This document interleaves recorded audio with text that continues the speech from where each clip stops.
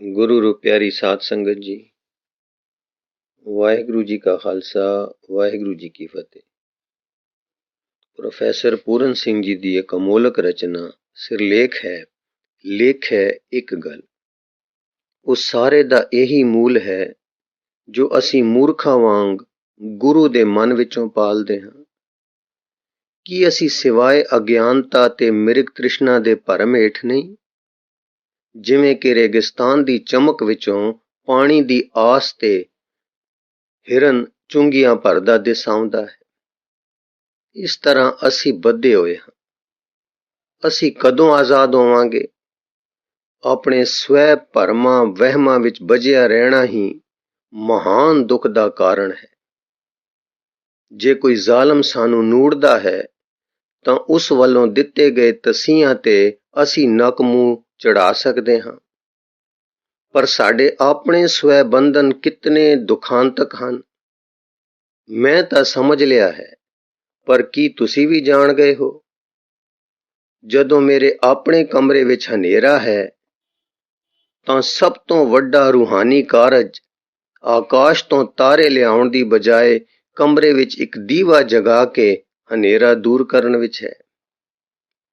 ਉਹ ਇਸਤਰੀ ਜੋ ਸਵੇਰੇ ਘਰ ਨੂੰ ਬੁਹਾਰਦੀ ਹੈ, ਸ਼ਾਮ ਨੂੰ ਦੀਵਾ ਜਗਾਉਂਦੀ ਹੈ ਅਤੇ ਚੁੱਲ੍ਹੇ ਕੋਲ ਬੈਠੀ ਬੱਚਿਆਂ ਨੂੰ, ਇੱਥੋਂ ਤੱਕ ਕਿ ਬੱਚਿਆਂ ਦੇ ਬਾਪ ਨੂੰ ਜੋ ਉਸ ਲਈ ਮਨੁੱਖ ਦਾ ਜੇਠਾ ਪੁੱਤਰ ਹੈ, ਨੂੰ ਰੋਟੀ ਲਈ ਉਡੀਕਦੀ ਹੈ, ਜੀਵਨ ਪਥ ਤੇ ਸਿਮਰਨ ਦੀ ਅਜਿਹੀ ਸ਼ਾਂਤੀ ਖਲੇਰਦੀ ਹੈ ਜੋ ਸਦੀਵੀ ਹੈ, ਜੀਵਨ ਬਖਸ਼ਦੀ ਹੈ।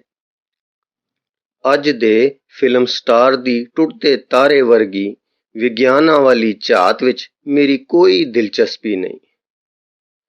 ਉਸ ਨੂੰ ਇੱਕ ਕਲਾਕਾਰ ਕਿਹਾ ਜਾਂਦਾ ਹੈ, ਪਰ ਜਿਵੇਂ ਕਿ ਮੈਂ ਪਹਿਲਾਂ ਕਿਹਾ ਹੈ, ਗੁਰੂ ਨਾਨਕ ਦੇ ਸਿਮਰਨ ਨੇ ਲੋਕਾਂ ਦੇ ਉਸ ਮਾਪ ਤੇ ਮਿਆਰ ਵਿੱਚ ਅਜੇ ਕੋਈ ਤਬਦੀਲੀ ਨਹੀਂ ਕੀਤੀ ਜਿਸ ਨਾਲ ਉਹ ਆਪਣੀ ਅੰਤਰੀਵ ਮੰਜ਼ਿਲ ਦਾ ਜਾਇਜ਼ਾ ਲਾਉਂਦੇ ਹਨ। ਥੀਏਟਰ, ਨਾਟਕ ਅਤੇ ਸਿਨੇਮਾ ਉਹ ਕਲਾਵਾਂ ਨਹੀਂ ਜੋ ਜੀਵਨ ਦਿੰਦੀਆਂ ਹਨ, ਉਹ ਇਸ ਨੂੰ ਖਤਮ ਕਰਦੀਆਂ ਹਨ। ਉਹ ਮਨੁੱਖੀ ਸ਼ਖਸੀਅਤ ਨੂੰ ਆਤਿਸ਼ਬਾਜ਼ੀ ਦਾ ਰੂਪ ਦੇ ਦਿੰਦੀਆਂ ਹਨ।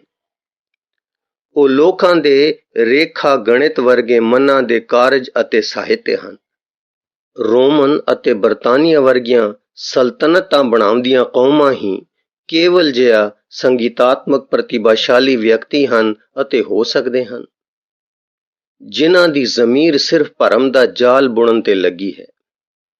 ਇੱਕ ਜਾਤੀ ਦੇ ਤੌਰ ਤੇ ਉਹ ਕੋਈ ਦੈਵੀ ਰਾਗਾਤਮਕ ਸਾਹਿਤ ਜਿਹਾ ਕਿ ਜੀਵਨ ਦਾਨ ਦੇਣ ਦੀ ਬਾਈਬਲ ਦੇਣ ਦੇ ਯੋਗ ਨਹੀਂ। ਇਹ ਉਚੇਰੇ ਜੀਵਨ ਦੀ ਸੁਭਾਗੀ ਪਕੜ ਹੈ, ਜਦੋਂ ਕਿ ਅਸੀਂ ਅਣਜਾਣ ਹੀ ਬ੍ਰਹਿਮੰਡੀ ਮਨ ਨਾਲ ਜੁੜੇ ਹੁੰਦੇ ਹਾਂ। ਬ੍ਰਹਿਮੰਡੀ ਹਮਦਰਦੀ ਜਾਂ ਗਿਆਨ ਤੋਂ ਵਾਂਝੇ ਮਨਾਂ ਦੁਆਰਾ ਪੈਦਾ ਕੀਤਾ ਸਾਹਿਤ ਤੇ ਹੁਨਰ ਕੇਵਲ ਆਰਜ਼ੀ ਬੌਧਿਕ ਦਿਲਚਸਪੀ ਵਾਲਾ ਹੁੰਦਾ ਹੈ, ਜੋ ਸਾਡੀ ਅੰਦਰੂਨੀ ਆਤਮਕ ਅਮੀਰੀ ਦੇ ਜੀਵਨ ਤੱਤ ਨੂੰ ਖਰਚ ਕਰਨ ਦੀ ਸਾਡੀ ਸਮਰੱਥਾ ਅਨੁਸਾਰ ਘਟਦੀ ਤੇ ਵੱਧਦੀ ਰਹਿੰਦੀ ਹੈ। ਬੌਧਿਕ ਦਿਲਚਸਪੀ ਤੇ ਖੁਸ਼ੀ ਨੂੰ ਉਤੇਜਿਤ ਕਰਨ ਲਈ ਸਭ ਲੋਕਾਂ ਪਾਸ ਰੇਖਾ ਗਣਿਤਮਈ ਚੇਤਨਤਾ ਹੈ। ਉਹਨਾਂ ਪਾਸ ਬ੍ਰਹਿਮੰਡੀ ਚੇਤਨਤਾ ਵਾਲਾ ਸਾਹਿਤ ਵੀ ਹੈ, ਜਿਹੜਾ ਭਾਵੇਂ ਘੱਟ ਚਮਕਦਾਰ, ਘੱਟ ਜੁੜਿਆ, ਘੱਟ ਗੁੰਝਲਦਾਰ, ਚੁਸਤ ਪ੍ਰਗਟਾਅ ਵਾਲਾ ਹੈ, ਪਰ ਜੀਵਨਦਾਇਕ ਜ਼ਰੂਰ ਹੈ। ਨਵੀਂ ਟੈਸਟਮੈਂਟ, ਖਾਸ ਕਰਕੇ ਈਸਾ ਮਸੀਹ ਦੇ ਪ੍ਰਸਿੱਧ ਸ਼ਬਦਾਂ ਵਿੱਚ ਉਹ ਅਦਭੁਤ ਗੁਣ ਹਨ ਜੋ ਪੱਛਮ ਦੇ ਕਿਸੇ ਵੀ ਕਵੀ ਜਾਂ ਵਾਰਤਕ ਲਿਖਾਰੀ ਵਿੱਚ ਨਹੀਂ। ਮੈਂ ਜੋ ਸ਼ਬਦ ਪੂਰਬੀ ਕਾਵੀ ਦੀ ਆਤਮਾ ਵਿੱਚ ਕਹੇ ਹਨ, ਫਿਰ ਦੁਹਰਾਉਂਦਾ ਹਾਂ ਕਿ ਬਾਈਬਲ ਦੇ ਸ਼ਬਦਾਂ ਤੋਂ ਛੁੱਟ ਤਾਂ ਪੱਛਮ ਦੇ ਲੋਕ ਰੂਹਾਨੀ ਭੁੱਖ ਨਾਲ ਮਰ ਜਾਂਦੇ। ਆਪਣੇ ਬਿਮਾਰ ਬੱਚੇ ਦੇ ਮੰਜੇ ਪਾਸ ਬੈਠੀ ਬਾਈਬਲ ਪੜ੍ਹ ਰਹੀ ਨੇਕ ਦਿਲ ਮਾਂ ਮੋਤੀਆਂ ਵਾਂਗ ਡਲਕਦੇ ਅਥਰੂਆਂ ਵਾਲੀ ਅੱਖਾਂ ਉਤਾਰ ਚੁੱਕਦੀ ਹੈ ਤਾਂ ਉਹ ਜਿਉਂਦੀ ਜਾਗਦੀ ਮੈਰੀ ਪ੍ਰਤੀਤ ਹੁੰਦੀ ਹੈ। ਮੌਤ ਅਤੇ ਮਾਯੂਸੀ, ਜੀਵਨ ਦਾ ਇਹ ਦੁੱਖ ਦਰਦ ਸ਼ੇਕਸਪੀਅਰ ਜਾਂ ਸਵਿਨਥਰਨ, ਕੀਟਸ ਜਾਂ ਸ਼ੈਲੇ ਵਿੱਚ ਕਿਤੇ ਨਹੀਂ ਮਿਲਦਾ। ਉਹਨਾਂ ਨੂੰ ਗੋਡੇ ਟੇਕ ਕੇ ਈਸਾ ਮਸੀਹ ਦੇ ਚਰਨ ਚੁੰਮਣੇ ਚਾਹੀਦੇ ਹਨ। ਜੇ ਉਹ ਮਨੁੱਖ ਹਨ ਤਾਂ ਉਹਨਾਂ ਨੂੰ ਉਸਦੇ ਚਰਨਾਂ ਤੇ ਮਲਮ ਲਾ ਕੇ ਆਪਣੇ ਕੇਸਾਂ ਨਾਲ ਉਸ ਦੀ ਮਾਲਿਸ਼ ਕਰਨੀ ਚਾਹੀਦੀ ਹੈ। ਜਿਹੜਾ ਸਾਹਿਤ ਉਹਨਾਂ ਸਿਰਜਿਆ ਹੈ ਉਹ ਤਾਂ ਬੱਚਿਆਂ ਦੀ ਬੜਬੜ ਵਰਗਾ ਹੈ। ਮੈਂ ਜਾਂਗਲੀ ਜਾਂ ਪਾਗਲ ਸਮਝਿਆ ਜਾਵਾਂ, ਪਰ ਇਹਨਾਂ ਸਾਰਿਆਂ ਦੀ ਪ੍ਰਤਿਭਾ ਵਿੱਚ ਅਜਿਹਾ ਗੁਣ ਨਹੀਂ ਜਿਸ ਦਾ ਮੈਂ ਨਾਮ ਨਾ ਲੈ ਸਕਾਂ, ਸਗੋਂ ਕੇਵਲ ਸੁਝਾਅ ਦੇ ਸਕਾਂ। ਅਸਾਂ ਸਿੱਖਾਂ ਪਾਸ ਗੁਰੂ ਗ੍ਰੰਥ ਉਹ ਪੁਸਤਕ ਹੈ ਜਿਸ ਦੇ ਟਾਕਰੇ ਦੀ ਕੋਈ ਪੁਸਤਕ ਪ੍ਰਾਚੀਨ ਵੇਦਾਂ ਤੋਂ ਲੈ ਕੇ ਅੱਜ ਦੀਆਂ ਕਿਰਤਾਂ ਤੱਕ ਨਹੀਂ, ਕਿਉਂਕਿ ਭਾਰਤ ਵਿੱਚ ਗੁਰੂ ਨਾਨਕ ਵਰਗੇ ਬ੍ਰਹਿਮੰਡੀ ਮਨ ਅਤੇ ਗੁਣਾਂ ਵਾਲਾ ਕੋਈ ਵੀ ਨਹੀਂ ਹੋਇਆ। ਉਹ ਸਦਾਚਾਰੀ ਕੁਦਰਤ ਦਾ ਮੁਜੱਸਮਾ ਹੈ। ਉਹ ਕੋਈ ਭਾਸ਼ਣ ਜਾਂ ਗੀਤ ਨਹੀਂ, ਸਗੋਂ ਸਦਾਚਾਰਕ ਬ੍ਰਹਿਮੰਡ ਹੈ। ਉਹ ਪੂਰਨ ਆਤਮਾ ਹੈ। ਉਸ ਦੇ ਲੋਕਾਂ ਤੇ ਵਸਤਾਂ ਜੋ ਇੱਕ ਦੂਜੇ ਨੂੰ ਆਰ ਪਾਰ ਕਰਦੀਆਂ ਹਨ ਅਤੇ ਅਣਗਿਣਤ ਛੋਟੇ-ਛੋਟੇ ਨੁਕਤਿਆਂ ਤੇ ਇੱਕ ਦੂਜੇ ਵੱਲ ਆਉਂਦੀਆਂ ਤੇ ਇੱਕ ਦੂਜੇ ਨੂੰ ਕੱਟਦੀਆਂ ਵਿਚਾਰਧਾਰਾਵਾਂ ਸੰਬੰਧੀ ਵਿਚਾਰਾਂ ਵਿੱਚ ਮਹਾਨ ਵਿਰੋਧ ਹੈ, ਜੋ ਹੁਣੇ ਕਰਮ ਦੀ ਫਿਲਾਸਫੀ ਨੂੰ ਮੰਨਦੀਆਂ ਹਨ ਤੇ ਦੂਜੇ ਪਲ ਬਰਫ਼ ਦੇ ਪੂਰੇ ਗੋਲੇ ਵਾਂਗ ਤੋੜ ਸੁੱਟਦੀਆਂ ਹਨ। ਹੁਣ ਇਸ ਨੂੰ ਸੱਚ ਮੰਨਣਾ ਤੇ ਫਿਰ ਕਹਿਣਾ ਇਹ ਸੱਚ ਨਹੀਂ। ਇਸ ਤਰ੍ਹਾਂ ਕਰਦਿਆਂ ਲਮਹਿਆਂ ਤੋਂ ਦਿਨ, ਦਿਨ ਤੋਂ ਸਾਲ, ਸਾਲਾਂ ਤੋਂ ਯੁੱਗ ਬੀਤ ਜਾਂਦੇ ਹਨ, ਪਰ ਇੱਕ ਰੰਗੀਨ ਕਰਤਾਰੀ ਅਵਸਥਾ ਭਾਵ ਦੂਜੇ ਪਲ ਬਦਲ ਜਾਂਦੀ ਹੈ ਤੇ ਉਹ ਹੋਰ ਵੀ ਤਾਜ਼ਾ ਤੇ ਨਵੇਂ ਗੁਰੂ ਗ੍ਰੰਥ ਦੇ ਵਿਚਾਰਾਂ ਤੇ ਸ਼ਬਦਾਂ ਨੂੰ ਇੱਕ ਵਿਸ਼ਵ ਵਿਆਪੀ ਰੰਗਣ ਦੇ ਦਿੰਦੀ ਹੈ, ਜੋ ਵਿਸ਼ਲੇਸ਼ਣ ਸੰਬੰਧੀ ਜਾਂ ਵਿਸ਼ਲੇਸ਼ਣ ਕਰਕੇ ਉਸ ਨੂੰ ਸਮਝਣ ਦੇ ਯਤਨਾਂ ਨੂੰ ਨਿਸ਼ਫਲ ਬਣਾ ਦਿੰਦੀ ਹੈ। ਸ਼ਬਦਾਂ ਤੋਂ, ਉਹਨਾਂ ਦੇ ਅਰਥਾਂ ਤੋਂ ਪਰੇ ਇਸ ਦੀ ਸਾਰੀ ਰੂਪ ਰੇਖਾ ਚੱਲਦੀ ਹੈ ਅਤੇ ਅਨਹਦ ਸ਼ਬਦ ਰਾਹੀਂ ਰੂਹ ਨੂੰ ਕੀਲ ਲੈਂਦੀ ਹੈ ਅਤੇ ਅੰਦਰਲੇ ਨੂੰ ਵਸ ਵਿੱਚ ਕਰਕੇ ਮਨੁੱਖ ਨੂੰ ਦੇਵਤਾ ਬਣਾ ਦਿੰਦੀ ਹੈ। ਹੁਣ ਤੱਕ ਤਾਂ ਮੈਂ ਅੱਜ ਕੱਲ੍ਹ ਦੇ ਨਿਕੰਮਿਆਂ ਦੇ ਬੌਧਿਕ ਅਤੇ ਕੇਵਲ ਵਿਸ਼ਲੇਸ਼ਣ ਆਤਮਿਕ ਸੰਸਿਆਂ ਦਾ ਸ਼ਿਕਾਰ ਰਿਹਾ ਹਾਂ, ਜੋ ਵਿਹਲੇ ਬਹਿ ਕੇ ਫਜ਼ੂਲ ਦੀ ਬਹਿਸ ਕਰੀ ਜਾਂਦੇ ਹਨ ਕਿ ਗੁਰੂ ਦੇ ਸ਼ਬਦ ਨੂੰ ਜਪੀ ਜਾਣਾ ਇੱਕ ਮਕੈਨਿਕੀ ਗੱਲ ਹੈ। ਪਰ ਮੇਰਾ ਹੁਣ ਵੀ ਵਿਸ਼ਵਾਸ ਹੈ ਕਿ ਮੁਰਦਾ ਹੋ ਚੁੱਕੇ ਅਣਰੰਗੇ ਭਾਈ, ਮੁਲਾਣੇ ਅਤੇ ਧਰਮ ਸ਼ਾਸਤਰੀ ਅਜਿਹਾ ਹੀ ਕਹਿੰਦੇ ਹਨ। ਪਰ ਜਦੋਂ ਗੁਰੂ ਦਾ ਨਿੱਜੀ ਪਿਆਰ ਅੰਦਰਲੇ ਨੂੰ ਰੰਗ ਦਿੰਦਾ ਹੈ ਤਾਂ ਜੀਵਨ ਪਥ ਦੇ ਇਕੱਲੇ ਮੁਸਾਫਰ ਲਈ ਕੇਵਲ ਨਾਮ ਜਪਣਾ ਹੀ ਕਿਹਾ ਹੈ ਅਤੇ ਸਾਰੇ ਹੀ ਇਕੱਲੇ ਹਨ। ਗੁਰੂ ਨਾਨਕ ਦਾ ਸ਼ਬਦ ਹੀ ਧੁਰ ਦਾ ਸਾਥੀ ਹੈ। ਜਿੰਨਾ ਅਸੀਂ ਇਸ ਵਿੱਚ ਭਿੱਜਦੇ ਹਾਂ ਉਨਾ ਹੀ ਅਸੀਂ ਅਮੀਰ ਹੁੰਦੇ ਜਾਂਦੇ ਹਾਂ। ਜਿੰਨਾ ਅਸੀਂ ਇਸ ਵਿੱਚ ਭਿੱਜਦੇ ਹਾਂ ਉਨੇ ਹੀ ਅਸੀਂ ਅਮੀਰ ਹੁੰਦੇ ਜਾਂਦੇ ਹਾਂ ਅਤੇ ਇਹ ਦੁਹਰਾਓ ਜੀਵਨ ਦੀਆਂ ਨਵੀਆਂ ਖੁਸ਼ੀਆਂ ਪ੍ਰਦਾਨ ਕਰਦਾ ਹੈ। ਅਤੇ ਇਸ ਤਰ੍ਹਾਂ ਜੇ ਅਸੀਂ ਉਸ ਦੇ ਪਿਆਰ ਦੀ ਚਿਣਗ ਨਾਲ ਸੁਰਜੀਤ ਹੋ ਉੱਠੀਏ ਤਾਂ ਸਾਡਾ ਦੁਹਰਾਓ ਪਿਆਰ ਵਿਗੁੱਤੀ ਕਰਨੀ ਅਤੇ ਵਿਚਾਰਾਂ ਵਰਗਾ ਹੈ। ਦੁਹਰਾਓ ਸਾਡੇ ਅਹਿਸਾਸਾਂ ਨੂੰ ਨਵੇਂ ਕੱਪੜੇ ਦਿੰਦਾ ਹੈ ਅਤੇ ਉਸ ਦੀ ਸਿਫਤ ਸਲਾਹ ਅਜਿਹੇ ਰਾਹ ਤੇ ਟੁਰਨ ਵਾਲੀ ਗੱਲ ਹੈ ਜੋ ਉਸ ਤੱਕ ਪਹੁੰਚਾਉਂਦਾ ਹੈ। ਉਸ ਦੇ ਗ੍ਰੰਥ ਦਾ ਲਗਾਤਾਰ ਪਾਠ ਕਰਨ ਵਾਲੇ ਮਨੁੱਖਤਾ ਦੇ ਮੁਕਤੀ ਦਾਤਿਆਂ ਦੀ ਇੱਕ ਨਵੇਕਲੀ ਸ਼੍ਰੇਣੀ ਵਿੱਚੋਂ ਹਨ। ਬਾਕੀ ਸਾਰੇ ਬੌਧਿਕ ਉੱਚਤਾ ਤੇ ਚਤਰਾਈ ਦੇ ਬਾਵਜੂਦ ਪੀੜਤਾਂ ਦੀ ਆਮ ਸ਼੍ਰੇਣੀ ਵਿੱਚੋਂ ਹਨ। ਗੁਰੂ ਦੀ ਮਿਹਰ ਨਾਲ ਮੈਨੂੰ ਆਖਰ 48 ਸਾਲ ਦੀ ਉਮਰ ਵਿੱਚ ਇਸੇ ਜੀਵਨ ਵਿੱਚ ਇਹ ਪਤਾ ਲੱਗ ਗਿਆ ਕਿ ਸਿੱਖ ਲਈ ਉਸ ਨੂੰ ਪਿਆਰ ਕਰਨਾ ਨਵੀਂ ਰੂਹਾਨੀ ਜ਼ਿੰਦਗੀ ਦਾ ਪਹਿਲਾ ਦਿਨ ਹੈ ਅਤੇ ਉਸ ਦੇ ਸ਼ਬਦ ਅਤੇ ਨਾਮ ਦਾ ਜਾਪ ਇੱਕ ਸਾਹ, ਇੱਕ ਕਦਮ ਵੀ ਗਵਾਏ ਬਿਨਾਂ ਰੂਹਾਨੀ ਜੀਵਨ ਦੇ ਚਿੱਕੜ ਅਤੇ ਧੂੜ ਵਿੱਚ ਕਮਲ ਵਾਂਗ ਅਸੀਮ ਅਤੇ ਉੱਪਰਲੀ ਧੁੱਪ ਵਿੱਚ ਉਤਾਂਹ ਵਧਣ ਵਿੱਚ ਹੈ। ਉਤਾਂਹ ਉੱਪਰ, ਜਿਵੇਂ ਨਵਜਨਮਿਆ ਬੱਚਾ ਮਾਂ ਦੀ ਬੋਲੀ ਨੂੰ ਸਿੱਖਦਾ ਹੈ, ਉਸ ਤਰ੍ਹਾਂ ਸਿੱਖ ਨੂੰ ਇਸ ਰੂਹ ਅਤੇ ਗੁਰੂ ਦੀ ਹੱਲਾਸ਼ੇਰੀ ਨੂੰ ਸਿੱਖਣਾ ਪੈਂਦਾ ਹੈ ਅਤੇ ਇਸ ਨਿਰਉਦਮੀ ਉਦਮ ਵਿੱਚ ਹੀ ਗੁਰੂ ਨਾਲ ਰਾਗਾਤਮਕ ਸੰਜੋਗ ਵਿੱਚ ਰਹਿਣ ਦਾ ਰਹੱਸ ਹੈ। ਜਦੋਂ ਮੈਂ ਬੱਚਾ ਸਾਂ ਮੈਂ ਉਸ ਦਾ ਨਾਮ ਗਲਤ ਉਧੜ ਖੁੱਦੜ ਤੇ ਤਤਲਾਉਂਦਾ ਲੈਂਦਾ ਸਾਂ। ਹੁਣ ਜਦੋਂ ਮੈਂ ਬਾਲਕ ਹੋ ਗਿਆ ਹਾਂ ਮੈਂ ਉਸ ਦਾ ਨਾਮ ਨਿਰੰਤਰ ਜਪਣਾ ਚਾਹੁੰਦਾ ਹਾਂ। ਰੂਹਾਨੀਅਤ ਦਾ ਬੁੱਧੀਜੀਵੀ ਵਿਦਿਆਰਥੀ ਇਸ ਨੂੰ ਬੇਸ਼ੱਕ ਫਜ਼ੂਲ ਸਮਝੇ, ਮੈਂ ਜਿਵੇਂ ਕਿਵੇਂ ਉਸ ਤੋਂ ਦੂਰ ਨੱਠ ਕੇ ਆਪਣੀ ਅਗਿਆਨਤਾ ਵਿੱਚ ਮੂੰਹ ਲੁਕਾ ਕੇ ਆਪਣੇ ਮਹਿਬੂਬ ਦਾ ਨਾਮ ਜਪੀ ਜਾਣਾ ਚਾਹੁੰਦਾ। ਮੈਂ ਧਰਮ ਸ਼ਾਸਤਰੀਆਂ ਅਤੇ ਪੂਰਬੀ ਦੇਸ਼ਾਂ ਦੇ ਉਹਨਾਂ ਵਿਚਿੱਤਰ ਲੋਕਾਂ ਤੋਂ ਦੂਰ ਨੱਸ ਜਾਣਾ ਚਾਹੁੰਦਾ ਹਾਂ ਜੋ ਕੰਦਰਾਂ ਵਿੱਚ ਜਾ ਬੈਠੇ ਹਨ ਅਤੇ ਬਿਨਾਂ ਨਿਸ਼ਾਨੇ ਭਗਤੀ ਕਰਦੇ ਹਨ, ਜਿਸ ਨਾਲ ਨਾ ਹੀ ਉਹਨਾਂ ਦੇ ਅੰਗ ਅਤੇ ਸਰੀਰ ਦਰਿਆ ਦੇ ਪਾਣੀ ਵਾਂਗ ਤਰਲ ਉੱਠਦੇ ਹਨ, ਜੋ ਪਿਆਰ ਭਰੀ ਦਇਆ ਅਤੇ ਉਸਦੇ ਸ਼ਬਦਾਂ ਨਾਲ ਜਿਉਂਦੀ ਅਥਰੂਆਂ ਭਰੀ ਹਮਦਰਦੀ ਨਾਲ ਵਗਦੇ ਹੋਣ ਅਤੇ ਨਾ ਹੀ ਉਹਨਾਂ ਦੇ ਪਿਆਰ ਦਾ ਮੇਲ ਵੇਖਿਆ ਹੈ। ਵਿਧੀ ਇੱਕ ਹੀ ਹੈ, ਉਸ ਦਾ ਨਾਮ ਜਪਣ, ਸਿਮਰਨ ਜਾਂ ਦਰਦ ਭਰੀ ਯਾਦ। ਗੁਰੂ ਨਾਨਕ ਸਾਹਿਬ ਨੇ ਕਿਹਾ ਹੈ, ਹਰ ਬਿਨ ਜੀਓ ਜਲ ਬਲ ਜਾਓ। ਗੁਰੂ ਅਰਜਨ ਸਾਹਿਬ ਜੀ ਨੇ ਫਰਮਾਇਆ ਹੈ, ਰਸਨਾ ਜਪੇ ਨਾ ਨਾਮ ਤਿਲ ਤਿਲ ਕਰ ਕੱਟੀਏ। ਅਤੇ ਫਿਰ ਵੀ ਇਹ ਕਹਿੰਦੇ ਹਨ, ਬਿਨਾਂ ਅਹਿਸਾਸ ਦੇ ਮਨੁੱਖ ਕਿਵੇਂ ਪੂਰਨ ਹੋ ਸਕਦਾ ਹੈ। ਗੁਰੂ ਗੋਬਿੰਦ ਸਿੰਘ ਕਹਿੰਦੇ ਹਨ, ਤੂੰ ਹੀ। ਜਿਵੇਂ ਕੋਈ ਨਵ ਵਿਆਹੁਤਾ ਆਪਣੇ ਜਵਾਨ ਪਤੀ ਦੀ ਪਿਆਰ ਵਿਗੁੱਤੀ ਸਹਿਜ ਇੱਛਾ ਕਰਦੀ ਹੈ, ਸਿਮਰਨ ਵਾਲਾ ਮਨੁੱਖ ਉਸ ਦੀ ਉਡੀਕ ਵਿੱਚ ਜਿਉਂਦਾ ਹੈ ਤੇ ਲਰਜ਼ ਦੀ ਪਿਆਰ ਵਿਗੁੱਤੀ ਉਡੀਕ। ਪਰ ਕੀ ਉਹ ਨਿਸ਼ਚੇਸ਼ਟਤਾ ਹੈ? ਵਿਆਹੁਤਾ ਇਸਤਰੀ ਇਤਨੀ ਉਤਾਵਲੀ ਨਹੀਂ, ਕਿਉਂਕਿ ਉਸਨੇ ਵਿਆਹੁਤਾ ਜੀਵਨ ਦੀ ਸਹਿਜ ਪੂਰਨਤਾ ਨੂੰ ਪਾ ਲਿਆ ਹੈ। ਉਸਦੇ ਪਤੀ ਪਿਆਰ ਦਾ ਕਾਰਜ ਨਿਰੰਤਰ ਹੈ, ਉਸ ਵਿੱਚ ਕੋਈ ਨਾਟਕੀਅਤਾ ਨਹੀਂ, ਉਸਦੀ ਯਾਦ ਵਿੱਚ ਖਲਬਲੀ ਪਾਉਣ ਵਾਲਾ ਕੋਈ ਢੋਂਗ ਨਹੀਂ। ਇਸ ਤਰ੍ਹਾਂ ਗੁਰੂ ਨਾਨਕ ਨੇ ਕਿਹਾ ਹੈ ਕਿ ਸਿਮਰਨ ਵਾਲੇ ਦਾ ਸਹਿਜ ਸੰਗੀਤਕ ਜੀਵਨ ਹੁੰਦਾ ਹੈ। ਪਤੀ ਨਾਲ ਵਿਆਹ ਕਰਵਾ ਲੈਣ ਦੇ ਬਾਵਜੂਦ ਵੀ ਵਿਆਹੁਤਾ ਇਸਤਰੀ ਨਿਸ਼ਚੇ ਨਾਲ ਦਿਲੋਂ ਉਸਦੀ ਯਾਦ ਸਿਮਰਨ ਰਾਹੀਂ ਉਸ ਨਾਲ ਜੁੜੀ ਰਹਿੰਦੀ ਹੈ। ਵੱਖ-ਵੱਖ ਸਰੀਰ ਉਸ ਨੂੰ ਵੱਖ-ਵੱਖ ਕਰਦੇ ਹਨ, ਜਿਵੇਂ ਖਲਾ ਵੱਖ ਕਰਦਾ ਹੈ। ਇਸ ਤਰ੍ਹਾਂ ਉਸਦੇ ਬਿਲਕੁਲ ਨਿਕਟ ਰਹਿੰਦੇ ਹੋਏ ਵੀ ਉਹ ਕੇਵਲ ਉਸ ਨੂੰ ਯਾਦ ਕਰਦੀ ਹੈ, ਜਿਸ ਨੂੰ ਅਸੀਂ ਇੱਕ ਦੂਜੇ ਨਾਲ ਪਿਆਰ ਕਹਿੰਦੇ ਹਾਂ। ਉਹ ਭਾਵਮਈ ਤੀਬਰ ਲਮੇ ਹੀ ਹੁੰਦੇ ਹਨ, ਅਰਥਾਤ ਸਿਮਰਨ ਕਾਰਜ। ਸੰਸਾਰ ਉਹ ਅਜਾਇਬ ਘਰ ਹੈ ਜਿੱਥੇ ਮੈਂ ਮਨੁੱਖ ਰੂਪ ਵਿੱਚ ਆਪਣੀਆਂ ਸਾਰੀਆਂ ਇੱਛਾਵਾਂ ਦੀ ਪੂਰਤੀ ਵੇਖੀ ਹੈ।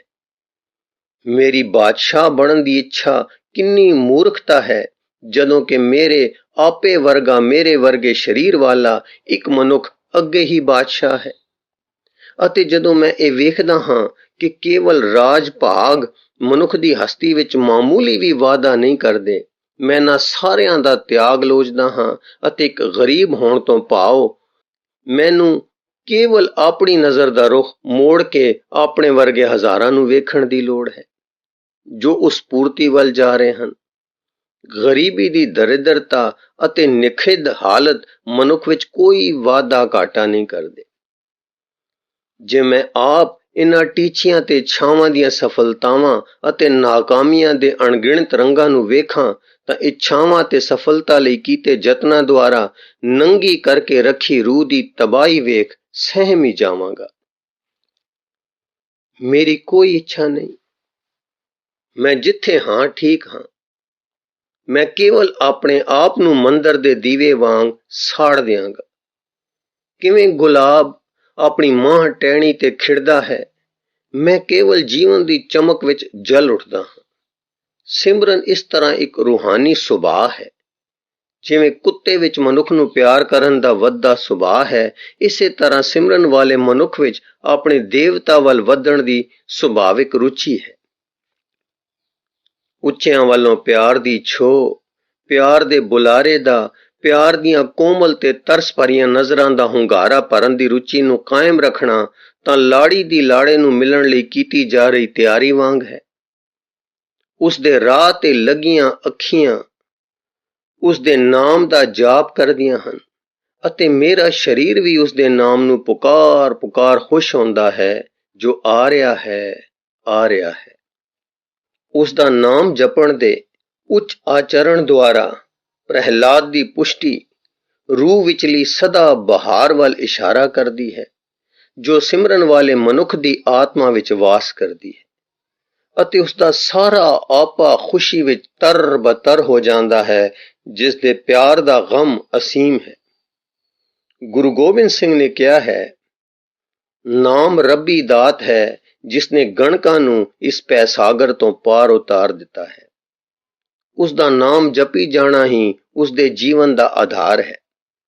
ਇਸ ਤਰ੍ਹਾਂ ਸਿਮਰਨ ਵਾਲਾ ਮਨੁੱਖ ਗੁਰੂ ਦਾ ਸਿੱਖ ਰੂਹ ਦੀ ਬੁਲੰਦੀ ਦਾ ਦਾਅਵਾ ਨਹੀਂ ਕਰਦਾ, ਜਿਹੜੀ ਆਪੇ ਤੋਂ ਵਿਗਾਸ ਕੇ ਯਾਰੜੇ ਦੀ ਅਸੀਮ ਸੁੰਦਰਤਾ ਨਾਲ ਜਾ ਰਲਦੀ ਹੈ।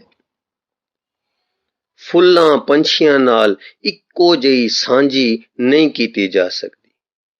ਉਹ ਨਿਰਣਾ ਨਹੀਂ ਕਰਦਾ, ਇੱਕ ਦੁਖੀ ਵੇਸਵਾ ਨੂੰ ਵੀ ਉਸ ਦਾ ਨਾਮ ਜਪਣ ਅਤੇ ਸੁਖ ਪ੍ਰਾਪਤ ਕਰਨ ਦਾ ਕਿਸੇ ਸਾਧ ਵਰਗਾ ਹੀ ਜਨਮ ਸਿੱਧ ਅਧਿਕਾਰ ਹੈ।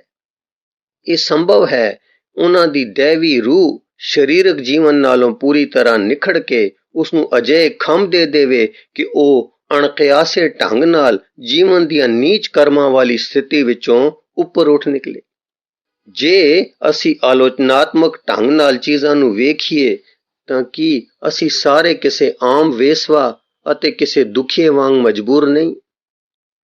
ਇਹ ਗਿਰਜਿਆਂ ਵਿੱਚ ਨਹੀਂ ਅਤੇ ਨਾ ਮੰਦਰਾਂ ਵਿੱਚ ਹੈ, ਸਗੋਂ ਮਨੁੱਖ ਦੇ ਆਪਣੇ ਦਿਲ ਮੰਦਰ ਦੀ ਗੱਲ ਹੈ, ਜਿੱਥੇ ਉਹ ਪਾਕੀਜ਼ਗੀ ਅਤੇ ਗਲਾਜ਼ਤ, ਬੁਰਿਆਈ ਤੇ ਭਲਾਈ ਦੇ ਚੰਗੇ ਨੂੰ ਉਤਾਰ ਕੇ ਰੂਹ ਦੀ ਪਵਿੱਤਰ ਨਗਨਤਾ ਦੇ ਮੰਡਲ ਵਿੱਚ ਜਾ ਰਲਦਾ ਹੈ ਤੇ ਆਪਣੇ ਨਿੱਜੀ ਖੁਦਾ ਅਰਥਾਤ ਆਪਣੇ ਗੁਰੂ ਦੇ ਰੂਬਰੂ ਹੁੰਦਾ ਹੈ। ਦਿਲ ਦੇ ਮੰਦਰ ਵਿੱਚ ਕਮਲ ਖਿੜਿਆ ਪਿਆ ਹੈ। ਸਿਮਰਨ ਵਾਲੇ ਮਨੁੱਖ ਦੀਆਂ ਅੱਖਾਂ ਜੀਵਦੀਆਂ ਸ਼ਹਿਦ ਦੀਆਂ ਮੱਖੀਆਂ ਵਾਂਗ ਘੁੰਮਦੀਆਂ ਹਨ। ਲੱਖਾਂ ਫੁੱਲ ਉਹਨਾਂ ਨੂੰ ਬੁਲਾਵਣ, ਪਰ ਉਹ ਉੱਥੋਂ ਬਾਹਰ ਨਹੀਂ ਨਿਕਲਦੀਆਂ। ਉਹ ਉੱਡ ਨਹੀਂ ਸਕਦੀਆਂ। ਉਹ ਤ੍ਰਿਪਤ ਹਨ, ਮਦਮਸਤ ਹਨ ਅਤੇ ਕਮਲ ਦੀ ਰੋਸ਼ਨੀ ਨੂੰ ਪੀ ਰਹੀਆਂ ਹਨ, ਮਰ ਮਰ ਕੇ ਵੀ ਜ਼ਿੰਦਾ ਹਨ।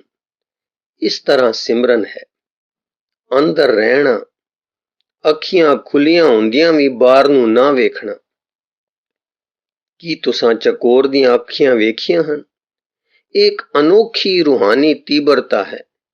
ਇਹ ਪਿਆਰ ਸਾਰੇ ਗਮਾਂ ਦਾ ਰੂਪ ਬਦਲ ਕੇ ਜੀਵਨ ਚੜੰਗਾਂ ਵਿੱਚ ਬਦਲ ਦਿੰਦਾ ਹੈ। ਦੁੱਖਾਂ ਦਾ ਅਹਿਸਾਸ ਅਤੇ ਦੁੱਖਾਂ ਦੀ ਅੱਗ ਨੂੰ ਠੰਡਿਆ ਕਰਨਾ ਨਾਮ ਦੀ ਤਸੱਲੀ ਰੱਬੀ ਖਜ਼ਾਨਾ ਹਨ। ਸਿਮਰਨ ਵਾਲਾ ਮਨੁੱਖ ਬੜਾ ਪਰਉਪਕਾਰੀ ਹੈ, ਕਿਉਂਕਿ ਸਿਮਰਨ ਨਾਲ ਉਸਨੇ ਜੀਵਨ ਤੱਥ ਨੂੰ ਸੰਜੋਇਆ ਹੈ, ਜਿਹੜਾ ਪੀੜਤਾਂ ਤੇ ਦੁਖੀਆਂ ਨੂੰ ਸੁਖ ਦੇ। ਗੁਰੂ ਅਰਜਨ ਦੇਵ ਨੇ ਸੁਖਮਨੀ ਵਿੱਚ ਕਿਹਾ ਹੈ, ਦਇਆ ਕੇਵਲ ਨਾਮ ਦਾ ਰੂਪ ਧਾਰ ਸਕਦੀ ਹੈ, ਕਿਉਂਕਿ ਨਾਮ ਹੀ ਮਨੁੱਖੀ ਦੁੱਖਾਂ ਨੂੰ ਘਟਾਉਣ ਦੀ ਸ਼ਕਤੀ ਦਿੰਦਾ ਹੈ। ਸਮੁੰਦਰ ਦੇ ਕੰਢੇ ਖੜੇ ਹੋ ਕੇ ਮੈਂ ਵੇਖਿਆ ਕਿ ਉੱਠਦੀਆਂ ਲਹਿਰਾਂ ਕਿਵੇਂ ਖੁਸ਼ੀ ਨਾਲ ਲਬਰੇਜ਼ ਹਨ ਅਤੇ ਕਿਵੇਂ ਅਰੁਕ ਵੇਗ ਵਿੱਚ ਟਕਰਾ ਕੇ ਟੁੱਟਦੀਆਂ ਜਾਂਦੀਆਂ ਹਨ।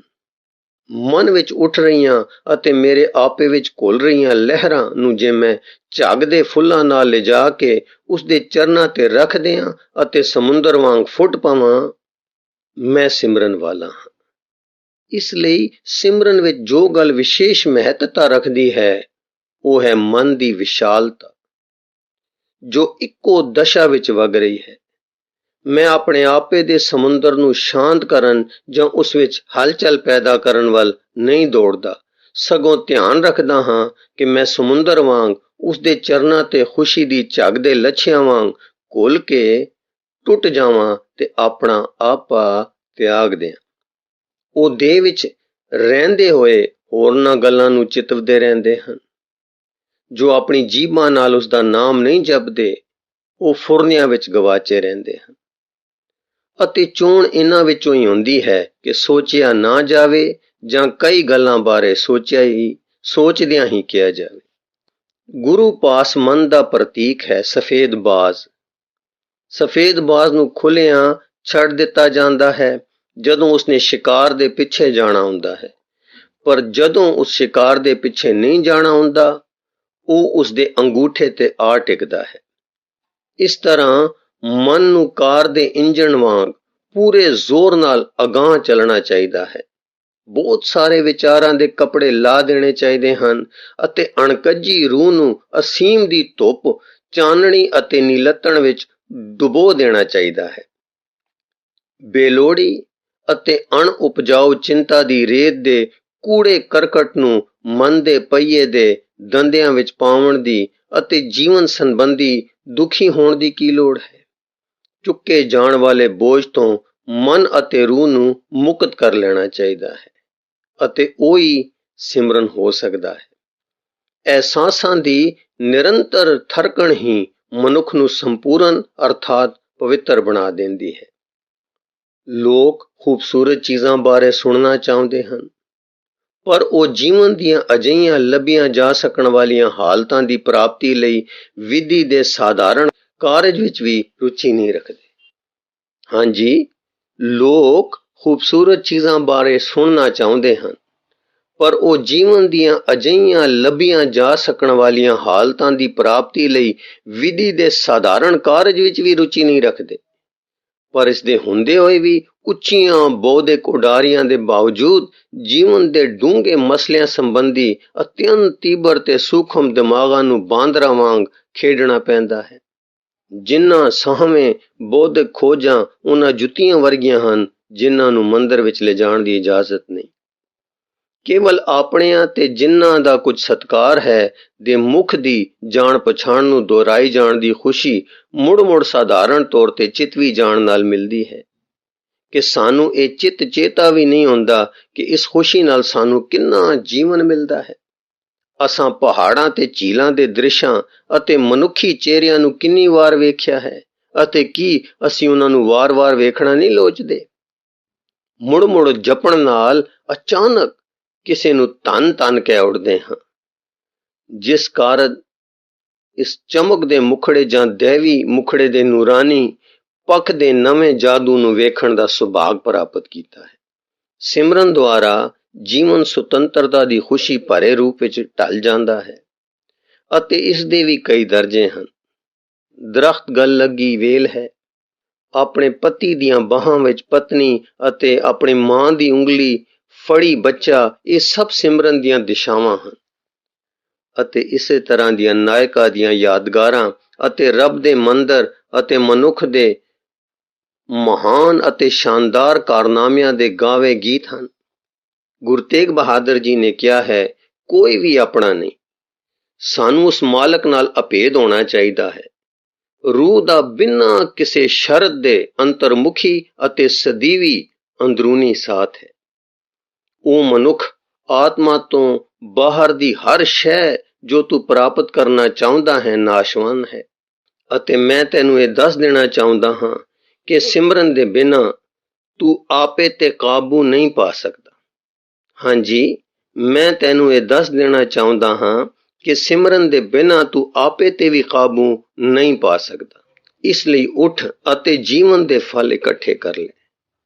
ਉਸ ਦਾ ਨਾਮ ਜਪਣ ਦੀਆਂ ਔਖੀਆਂ ਗੱਲਾਂ ਅਤੇ ਮਰਨ ਪਿੱਛੋਂ ਤੈਨੂੰ ਪਤਾ ਲੱਗੇਗਾ ਕਿ ਤੂੰ ਨਾਮ ਦੇ ਫਲ ਦੇ ਰੂਪ ਵਿੱਚ ਕਿੱਡੀ ਮਹਾਨ ਦੌਲਤ ਇਕੱਠੀ ਕੀਤੀ ਹੈ ਅਤੇ ਜਿਨ੍ਹਾਂ ਨੇ ਹੋਰ ਚੀਜ਼ਾਂ ਇਕੱਠੀਆਂ ਕੀਤੀਆਂ ਹਨ ਉਹ ਵੇਖਣਗੇ ਕਿ ਉਹਨਾਂ ਦੇ ਹੱਥ ਖਾਲੀ ਹਨ ਤੇ ਕਾਲਖ ਨਾਲ ਲਿਬੜੇ ਹੋਏ ਹਨ।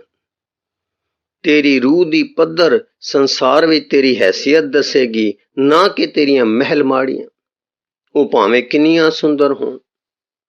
ਮੈਂ ਇਸ ਨੂੰ ਵੇਖਿਆ ਹੈ। ਮੈਂ ਇਸ ਨਾਮ ਜਪਣ ਦੇ ਔਖੇ ਕੰਮ ਤੋਂ ਨਸ ਉੱਠਿਆ ਸਾਂ, ਪਰ ਇਸ ਤੋਂ ਬਿਨਾਂ ਉਸ ਦੇ ਇਸ ਪਿਆਰ ਦੇ ਚਿੰਨ੍ਹਾਤਮਕ ਕਾਰਜ ਤੋਂ ਬਿਨਾਂ ਮੈਨੂੰ ਉਸ ਮਾਲਕ ਦੇ ਪਾਸੇ ਵਾਲੇ ਬਾਗ ਦਾ ਕੋਈ ਰਾਹ ਨਾ ਮਿਲਿਆ। ਇਸ ਤਰ੍ਹਾਂ ਮੈਨੂੰ ਪਹਾੜ ਤੋਂ ਹੇਠਾਂ ਪਟਕਾ ਮਾਰੇ, ਆਪਣੀਆਂ ਸ਼ੇਖੀਆਂ ਦੀ ਬਲਦੀ ਅੱਗ ਵਿੱਚ ਤੇ ਆਪਣੇ ਪਿਆਰ ਤੋਂ ਇਹ ਕਸ਼ਟ ਸਹਿ ਕੇ ਮੈਨੂੰ ਇਹ ਗਿਆਨ ਹੋ ਗਿਆ ਕਿ ਉਸ ਦਾ ਨਾਮ ਅਤੇ ਉਸ ਦਾ ਜਾਪ ਜੜ੍ਹਾਂ ਹਨ ਤੇ ਬਾਕੀ ਸਭ ਕੁਝ ਟਹਿਣੀਆਂ, ਪੱਤੇ ਅਤੇ ਫੁੱਲ ਤੇ ਡੋਡੀਆਂ ਹਨ।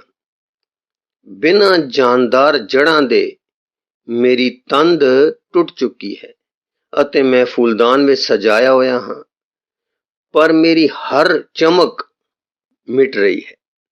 ਸਿਮਰਨ ਤੋਂ ਭਾਵ ਜੀਵਨ ਰੂਪੀ ਜੜ ਨਾਲ ਪਿਓਨ ਲਾ ਦੇਣਾ ਹੈ ਅਤੇ ਫਿਰ ਨਿਰੁੱਦਮ ਹੋਣ ਦੀ ਲੋੜ ਹੈ। ਹਾਂਜੀ, ਸਿਮਰਨ ਤੋਂ ਭਾਵ ਜੀਵਨ ਰੂਪੀ ਜੜ ਨਾਲ ਪਿਓਨ ਲਾ ਦੇਣਾ ਹੈ ਅਤੇ ਫਿਰ ਨਿਰਉੱਦਮ ਹੋਣ ਦੀ ਲੋੜ ਹੈ। ਇਹ ਆਪਣੇ ਆਪ ਵੱਧਦਾ ਫੁੱਲਦਾ ਹੈ। ਇਹ ਸਾਡੇ ਯਤਨਾਂ ਬਿਨਾਂ ਹੀ ਖਿੜ ਪੈਂਦਾ ਹੈ। ਇਸ ਲਈ ਇਸੇ ਇੱਕ ਗੱਲ ਦੀ ਲੋੜ ਹੈ, ਬਾਕੀ ਸਭ ਕੁਝ ਆਪਣੇ ਆਪ ਪ੍ਰਾਪਤ ਹੁੰਦਾ ਹੈ। ਵਾਹਿਗੁਰੂ ਜੀ ਕਾ ਖਾਲਸਾ, ਵਾਹਿਗੁਰੂ ਜੀ ਕੀ ਫਤਿਹ।